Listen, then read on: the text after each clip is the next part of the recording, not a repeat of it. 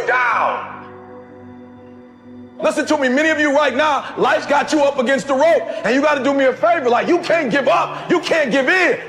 Pain is temporary. Pain is your friend. Pain is going to take you to the next level. When you going through pain, I know what you're feeling. I know exactly, because I've been there. I've done that. But you got to work through it. And the reason why most of you are not successful is because every single time stuff not going your way, you give up, you quit, you let go, and people feel weakness. They feel it. You can feel when somebody's not committed, when they're not all in, when they're not dedicated. And there's another level you get to when you go all in. Winners win and losers lose. There are going to be times that you're going to be wondering, why should I keep showing up and working my business? Why should I keep at it? Why should I keep showing up to the conventions? Why should I keep picking up the phones and making the phone calls? Why should I keep fighting for my goals and fighting for my dreams? And what I want to remind you is that you got to show up for your life regardless of the circumstances. You got to show up in spite of the naysayers. You got to show up in spite of the conversation going on in your mind. You got to show up for your life, because if you don't, nobody else will. If you want unreasonable results in your life, you've got to be willing to be unreasonable. Part of being unreasonable, you don't judge according to appearances. Part of being unreasonable, you can see it because you believe it. You must have the faith to call forth those things that be not as though they were. You've got to decide, I deserve this, and I'm going to have it. You've got to say yes to your life. You've got to say yes. Yes to my dreams. Yes to me. Yes, I can make it. Yes, I can. Doesn't matter how many failures I've made. Doesn't matter how many mistakes I've endured. Doesn't matter about my defeats. Doesn't matter about what I've done. Yes, yes. I don't care about the fact I'm in a hole now. Doesn't matter about where I am. The last chapter to my life has not been written yet. If you judge me now, you'll judge me prematurely. I'm still in the process of transforming my life. I'm still in the process of becoming. Yes. The brilliance of Thomas Edison was not in his mind. It was something much more ordinary and often much less respected. I've got no imagination, he once said. I never dream. I've created nothing. If you're someone who doesn't like Edison, you might think that this is Edison admitting to stealing his inventions from other, more brilliant inventors, like Nikola Tesla. Not quite, but he did readily concede that most of the credit belonged to something other than his brain. The genius hangs around his laboratory day and night, Edison said. If anything happens, he's there to catch it. If he wasn't, it might happen just the same. Only it would never be his. What he's talking about is showing up.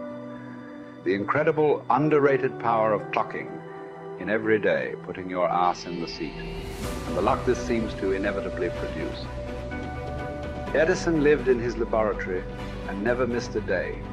Like Gehrig, even when he was sick, when he was tired, or when visited by tragedy or disaster. The modern conveniences we can trace to his lab then owe far more to his body than his brain, to the compounding power of consistency rather than sheer brilliance. It wasn't about inspiration. It was about getting to work, show up and try. Get on the treadmill, pick up the violin, script out some sequence, reach out to some clients, read some reports, lift a couple weights, jog 1 mile, cross one thing off the to-do list, chase down a lead. It doesn't matter what it is. All aspects of our life benefit from this circumscribed kind of thinking. Just as long as you do something every day, that is the important thing. Show up. When you're tired, when you don't have to, even if you have an excuse, even if you're busy, even if you won't get recognized for it, even if it's been kicking your ass lately, once something is done, you can build on it. Once you get started, momentum can grow. When you show up, you can get lucky. Is this still hard? Yes. But the good news is that because it's hard, most people don't do it. They don't show up. They can't even do one tiny thing a day. So yes, you're alone out there on the track in the rain. You're the only one responding on Christmas. But having the lead is, by definition, a little lonely. This is also why it's quiet in the morning. You have the opportunities all to yourself. Don't worry about setting any records. Just report for duty. No excuses. And here's the irony. This is also a way to break records. Consistency is a superpower. Day to day, willpower is incredibly rare. Lowell Gettrig was a solid position player and a good hitter. But his success really was rooted in the fact that he didn't miss many days of work. It's quite likely that had he continued at his normal pace and not been stricken with R's, that he would have put up career numbers that surpassed Babe Ruth. Gettrig wasn't just able to show up despite injuries and fatigue. He also had to push through ennui, doubt, and just plain not feeling it. He had slumps like we all do, but he also understood what they meant. As a minor leaguer, he had struggled at the plate and thought about quitting. The Yankees' owner sent down a scout to walk Gehrig through the very basic math of a batting average. A good hitter hits 300, and hitting 350 is terrific. Hitting 400 is almost unheard of. What does that translate to? Missing on 6 tries out of 10. A hitter can also go days, weeks without touching the ball. That's what the scout told him. The most important thing a young ball player can learn is that he can't be good every day. You don't have to always be amazing. You do always have to show up. What matters is sticking around for the next at-bat. The ability to do that, coupled with the ability to endure what John Steinbeck called dogly days while writing East of Eden. Those days when everything seems out of whack, when you're just not feeling it, when the distractions won't stop, is the first step to greatness, literally. You cannot be great without the self-discipline to do that. One thing a day adds up. Each day adds up. But the numbers are only interesting if they accumulate in large quantities.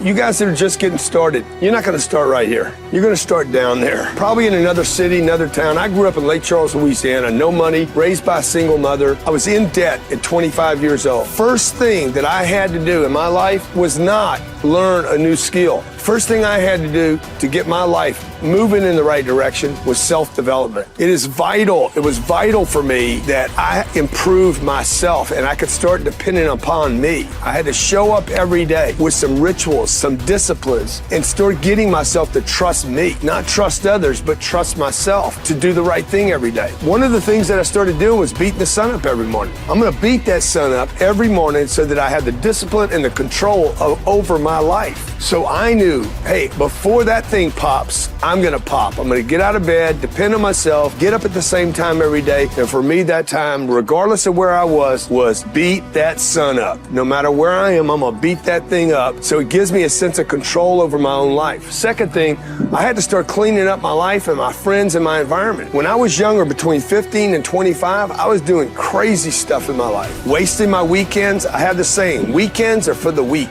I was drinking, fooling around with a bunch of bad things, bad people. At 25 years old, I cleaned it all up. Quit going to those places. Quit hanging out with people that did not have ethics and discipline in their life. I wanted to build something in my life. I wanted to become someone. And to do that, to become someone in the eyes of the world, just beating that sun up every morning gives me the sense of accomplishment. That I did what I said I was going to do. That I woke up when I said I would wake up. And I start building respect for myself. Start believing in myself so that I can go out into the world. And maybe today when I go into this meeting that I'm dressed for, they'll believe in me as much as I believe in me. And that'll show up in a contract, a deal, maybe even some money.